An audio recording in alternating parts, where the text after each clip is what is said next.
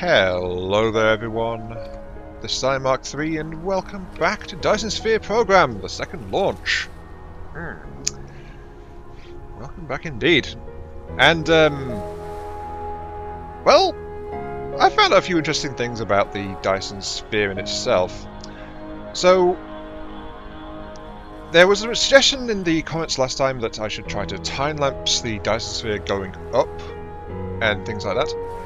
And what I've found is that the Dyson Sphere, you can accelerate the node placement, like the nodes and structure lines, by getting more materials to throw around and do all that good stuff.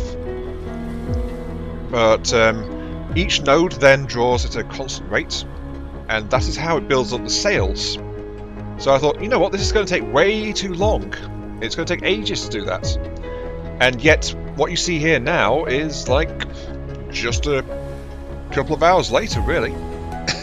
Just a couple of hours later. So honestly, it may be a steady pace, but it doesn't actually take that long once you've got the actual supporting structure up. At least that's my thought.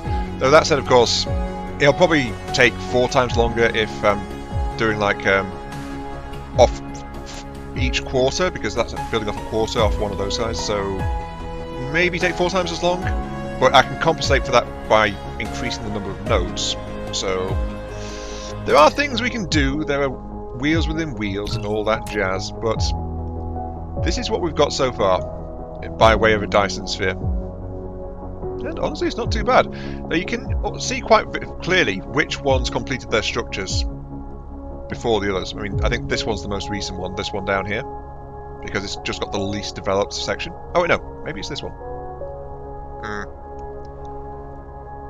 Not entirely sure. But looking at it, I can't see any more structural members going out, so that means that this is actually structurally complete. At least as far as it goes. Okay, let's double check this. Dyson Sphere, you are continuing to build steadily. Dyson Swarm is producing 3.3 gigawatts. The Dyson Shell itself is generating a further 1.48. So Dyson Shell is going up pretty quickly. Not bad at all. Not bad at all. Anyway, let's move on. Let's move on, because I want to check why my research is grinding to a halt again. I mean, I'm importing my antimatter from Corrupt Miner, so what exactly is the problem this time? It is purple, and it is... it's EL Particle Broadband. Which of course means Particle Broadband, I remember, this ties back into carbon nanotubes, I believe is the issue. Let's check down here. Yep, carbon nanotubes. I need more refining just to get the carbon nanotubes sorted out. I mean, jeez.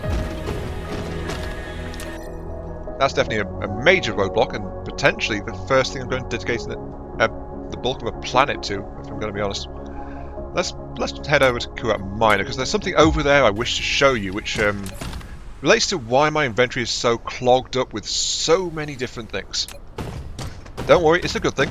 It's a final refinement on the factory world concept, I guess you could say. Or at least until it's a final refinement until I think of something else.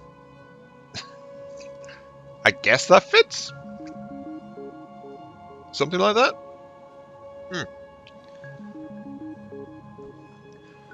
Anyway, moving on. I do want to quickly mention something Yosemite Dan said, which is how Dan gets what I said last time about planet factories, like factories dedicated to producing certain things. Though apparently he's been going down the route of trying to do it with mining. Like if he wants to get iron, he only mines from an iron-rich world. If he wants coal, he mines from a coal-rich world, and he's only tapping that resource. I can understand that because it's easier to do. Like you focus on just the one thing and off you go. Oh, lag spike as I approach Corrupt Miner and bounce off the planet. Zip. But this is especially why I was pleased to get access to the advanced mining machines, because it makes it much easier. But honestly, there's no reason not to tap a world for absolutely everything it's got. Where is it? It's around here somewhere. Yeah, tap it for everything it's got. Purely because, well, you're going to need it all at some point. I was wondering if I had a good view of the Dyson shell there, but it's like, unfortunately it's mostly blocked by towers and things. The curse of a built-up planet. Oh dear. But yeah, anyway. So I'd say it's just a good idea to try and do that. Just mine everything you can. But yeah, let's get back to this. This is the last thing I've included. It is a stack of containers. I know, much wow. Very, very riveting thing there. Very much so. But it has a purpose. And this is why my inventory is full of stuff. So I've gone around, I've modified every single one of my building production sites. And by the way, these two are here to run these two production lines. Just because those are the ones I don't make yet. But local buffer, which feeds into a priority merger for after the assemblers. So if there's stuff on the line coming out of the buffer, then the assemblers won't get prioritized over it. And it links to this, a shiny new conveyor line going all the way around the planet. Well, twice actually, because it performs a figure 8. It crosses over here, and then there's the return line there, just crossing back, and then it connects to all of them. And this is a item sorter that I've installed here, which feeds just off here. It tries to stack where it can. I've put some tier 1 belts at the bottom there just to slow it down a little bit, to try and stack it up a bit more. But yeah, this thing will try to filter through any buildings I want, so I don't have to go around finding things to put stuff in. I can just dump it in this container stack. So let's see, let's throw those in there. Yeah, that's doing a great job of, yeah, putting that slower belt. Wonderful job of stacking all that. Put those away, those and those. The only thing I can't throw into it is like raw resources or ships. I can't throw ships in here either. I don't want those researchers. I don't want these. Don't want these. You know what? Let's just throw it all in. Lovely jubbly. And I'll order fresh supplies, so don't worry. This is going to be fine. And actually, managed to fill that first container. Wow. There we go. Oh, I don't want to do them. Don't want to do them. Don't want to do them because I can't do them. Yep, that's all buildings. That's all fine. Hey. And off it goes. Except for the fact I've apparently messed up because I didn't have a filter on these two. Go me. Go me. Okay, right. Let's filter this one properly. So, I want to set the splitter. I'm going to tell you your filter is for those. Yeah, that'll stop anything else coming out. I should have thought of this before I went, ooh, this is great, dump stuff into it. No. Filter, you are for these. So that's a slight oopsie.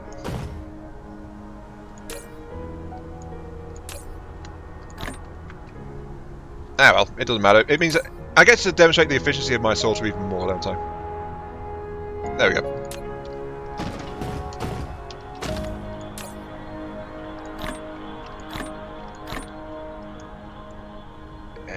Come on. There it is.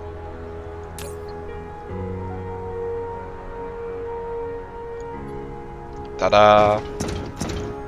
You saw nothing. Nothing went wrong at all. Nothing went wrong at all. It's all your imagination. My creation is perfect. It was without flaw, I guess. But yeah, but that's just the thing I wanted to show. So let's get a move on because we've got things to do with this episode. We've got we need to solve our problem with the deuterium fuel rods because you know we need those. We need to solve our problem with production of carbon nanotubes.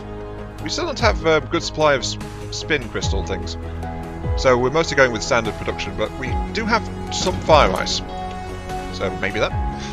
Anyway, And I think while I'm at it, I'll get these last two production lines sorted out. I mean, I can actually produce this one straight away. I'm making all the parts. This one, I just need antimatter constraint spheres, but there is space to slot that in on this world, so I can take care of that pretty easily. So yeah, let's do that. And I think the award for most belt efficient production line item in the game goes to Annihilation Constraint Spheres. Oh dear. Okay, so it's simple on the surface. It's a 1+1 into 1 production sign. So you know it's 2 inputs, 1 output. Simple, yes. But the kicker is that it requires 20 seconds. So for a line of assemblers to use a 30 per second belt, we're looking at 600 assemblers. And I don't have space for that, so I'm just going to build as long as I can, and then that's as far as it's going to go, so... You do you. You do you, Annihilation Constraint Spheres. You are surprisingly space effective. And also going to be a slight pain to try and sort out as well. Let's see what I'm missing. A lot. Okay. Also, award for my longest belt. I mean, this is nowhere near long enough, but yet it goes halfway around the planet, I think. I'm going to need more supplies for this one. Here we go. I have managed to get things sorted out, so let's get this thing rolling. Flow the CPUs. Flow the particle containers. Supply Annihilation Constraint Spheres. Jolly good. And oh, apparently I'm not charging that. Probably a good idea to charge that. There you go. Ooh. And there's one line I forgot to grab really quick, which I will do now, which is... I will peel off a line of warpers, which I'll then raise up to 3. Don't worry, I have a reason for this. And that is because I have done more here than install production of Annihilator Spheres. Are you out of power, or are you just out of things? You're out of sprayers. Okay. No, that's fair, because it is feeding into this belt line, so... Yeah, it does need a bit more than that. Anyway, moving on.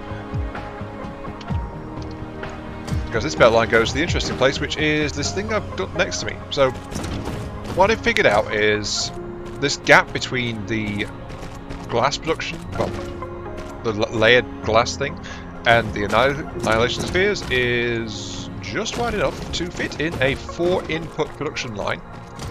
And as you can see, I have done that in the form of antimatter fuel rods. So, admittedly, this is, because it's so narrow, it is built to be production-wise like half what a full array would have been if I'd gone with what I've done with the rest of it. But it's still going to do the job. So down to 2, then get it down to 1, then feed in there, and there we go. Warpers flowing in to this one, which I will now activate. Uses hydrogen and antimatter to make antimatter fuel rods. So another burn off for hydrogen, actually. Let's start local demand first. It gets the occasional shuttle load, and that's about it. Okay, now add remote demand to that. And yep, sudden big bump of off-world supply. So as you can see, we are definitely using up all of our local hydrogen, and then some. Antimatter though, we're barely touching. But this will keep it going, so very nice. Also, I finished the previous tech, and I've managed to get halfway through to the next tech, though we're probably still burning on the... we're still burning on the carbon nanotubes. It took me a little while to think about what the heck I was talking about there. But yeah, there we go, that's that. That is antimatter containment spheres is needed as well, so there we go. I would like to note a correction in my previous figure, by the way. It's not 300, it's 200, and it's still not as much. I've still not got as much as that. So yeah. I have a bad habit of forgetting that these factories run at 150%. It's just kind of how it goes. But yeah, annihilation constraint spheres are being built. They are splitting out to somewhere or other. Not entirely sure where, because I believe the nearest place is actually... There goes another one. I would have said the nearest place would have been the actual thing over here, but they are heading south, and I think that means it's actually going towards the building construction location. So it's going towards sun production. We are going to get shiny sun soon. As soon as I find it. It's over there. Let's double check and make sure, because this place has been churning away, producing advanced smelters, which I'm still not sure I'm going to use or not, but I've got a fair few of them in stock. And unipolar magnets are being shipped in from the edge of the galaxy. That is still a very nasty transit route. And yeah, they are coming into here to start production of artificial stars, which I think require antimatter fuel rods, which is why I did that. But let's have a look-see. Do you have a special intro?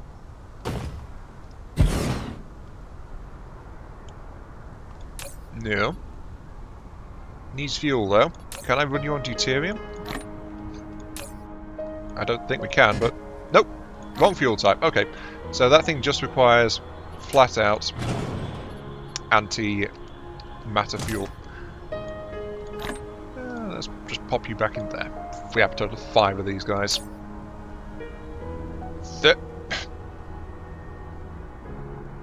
I'm not surprised. 30 each. Ow! Okay, I need to put a priority bypass into that stat. And I'll tell it to go into the fuel rods by reducing the fuel rods requirement for shipment size. That'll fix it. Easy peasy. And then yeah, I'll get on to the next project. Just have to find the stuff. Oh wait, that's there. So yep, just straight this way. Okay.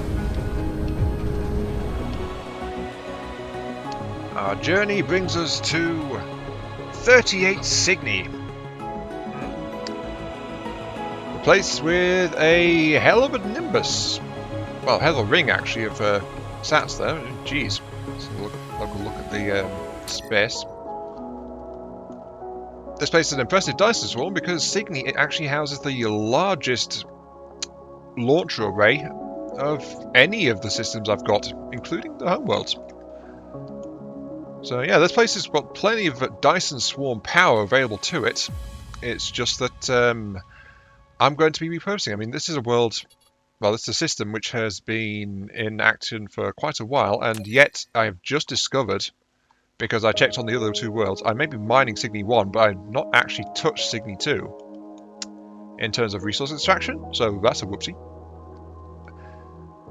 Mind you, I knew that was a thing, but I'd not fully worked on all of my systems, so I need to go back and check. But I want to start here on Cygni 3, because this is that, yep, that's an almost complete orbital ring of launchers. But yeah, I want to come here because this is like that rocky stone forest place. Yeah, Hurricane Stone Forest. So if I work here, sure, I'll use a lot of foundations, but I'll also get a bunch of topsoil and topfill as well, so that might help me in working on everything else. Just having a look around and see if I'm fully extracting from all reserves. I believe I am. In terms of resources though, this is actually primarily a titanium and copper world with some stone, some silicon, and some kimberlite. It's also had optical grating crystal, but I think that's been tapped for a while now. Let's have a quick look-see at these limited export things. Well, hell if I was clicking the right buttons, wouldn't it? Right, come on, come on. That's a power exchanger. This is... Yep, fractal silicon, titanium and normal silicon. Coal, which is actually tapped out now on this world. Optical rain crystal, which is struggling to get, and tons of stone. And iron, which is also tapped out. Kimberlite and copper. So this goes back to what I was saying before. It's a good idea to have it to mine all deposits, and then you're getting everything you can out of a world. Because I know this place has contributed most likely like hundreds of thousands of coal. I think it was like a couple of million iron ore or something like that. Plus it's a nice big world, so there's plenty of space to work with here. But I think the first thing I should probably do is maybe replace these settings with some more stuff. Because I have actually got a couple of blueprints saved up. Let's delete you, I guess. As soon as the autosave finishes. That's one thing. Autosaves take a while. Oops. Delete you, yes. Got me a bunch of stuff. Delete all of your...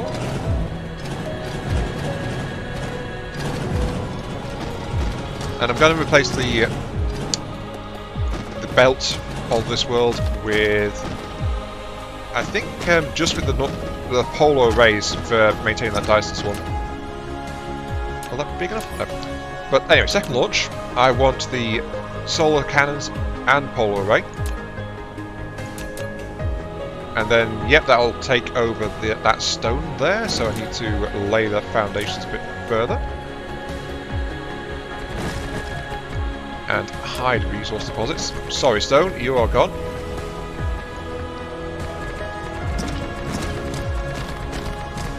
But, yeah. I was planning to try and copy and move around a lot of the blueprints, but I've realised that the blueprint system in this game is actually not so good in terms of, like... Well, every time you go to save a new blueprint, it creates one in here, which is why titanium skeleton's in here, so delete that. But then, to get it into a new folder, you can't just like click and drag like you can Factorio. You've got to go in here, create a new blueprint, then copy across the details from the previous blueprint to get into here. So it's a little bit to do it, but maybe showing in the Explorer will let me do that a bit better, but I don't know. Anyway, let's use this. Copy across this entire thing because it's a massive amount of solar stuff. Complete with feed lines and everything like that. So that's doing that. I require more launchers and more receivers. More launchers I'm going to get. Let's just dump all these in here. More receivers though I need to import. So yeah, let's get on with that and then start knocking together graphite production. I think is what this was going to be used for. Let's see, ray receivers.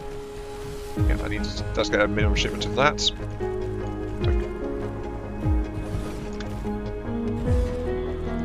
And I should be able to get enough cannons from just by taking out the midline of this world.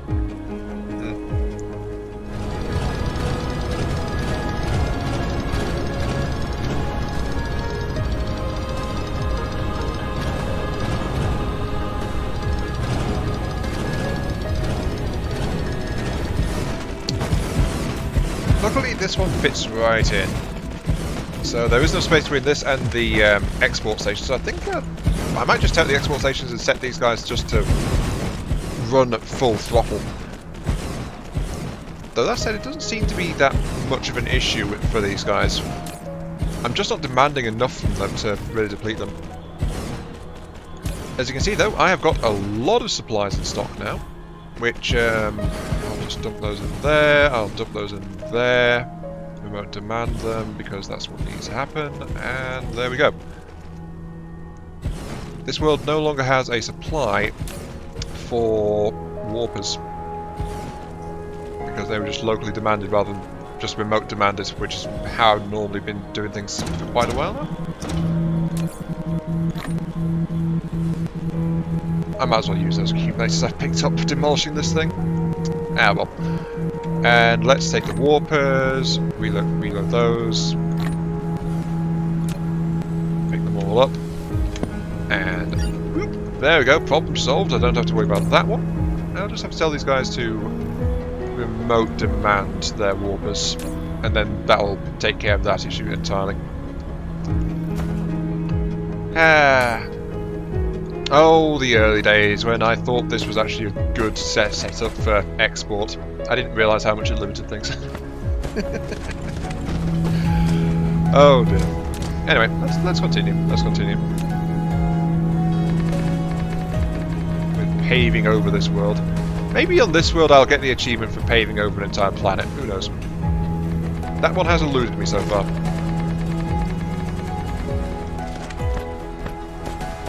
Don't you just kinda hate it when you forget something?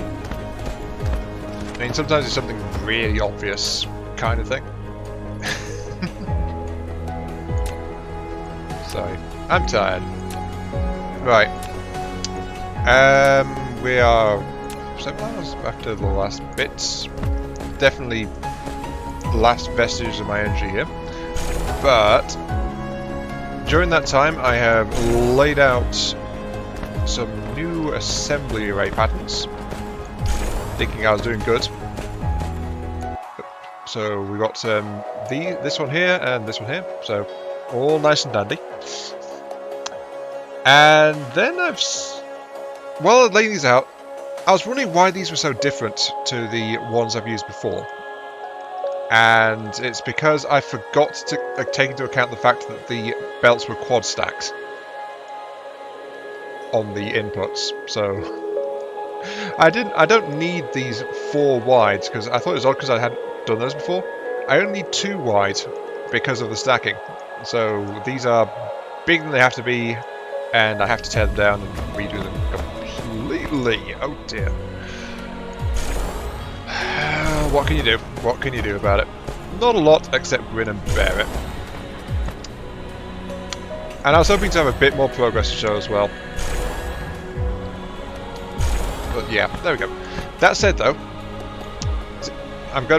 this is going to be the last segment of this episode. So, next episode, I do have a question. Next episode I'll get the production of deuterium sorted out. So that'll be all well and good. Let's make this slightly shorter. Like so. I'll get to deuterium fuel rods sorted out next time, and then that'll be all well and good. And then we will be able to produce Dyson's components a lot more reliably. So, time-lapsing a Dyson sphere. Would you like me to time-lapse doing the one that we've started on our core world? I mean, we've seen what it is right now, so go zoom out from tower signaling and Castula. So this is what we've got. Time-lapse the rest of it all going out. Or would you prefer if I didn't even have this much in it and it was just time-lapsing a completely new Dyson sphere just being built up from scratch? I'm willing to try to go for either of those in the next episode, so just let me know which one you think. And don't worry about the mistakes I made here. I'll tear this stuff down and sort that out off camera, so that's my error there. But with that said though, it is time to end the episode, and time for me to go sleepy bye-bye. So, this has been Mark 3. Thank you all very much for watching. I hope you guys are enjoying the show, and I'll catch you all some other time. It's probably beneficial to get hydrogen and deuterium production going on this world as well, just so that it's locally producing... Yeah, just so it's locally producing energetic graphite from hydrogen being cracked. Yeah, that's a worthy thought. But yeah, enough pondering. Sleep time. See you all later.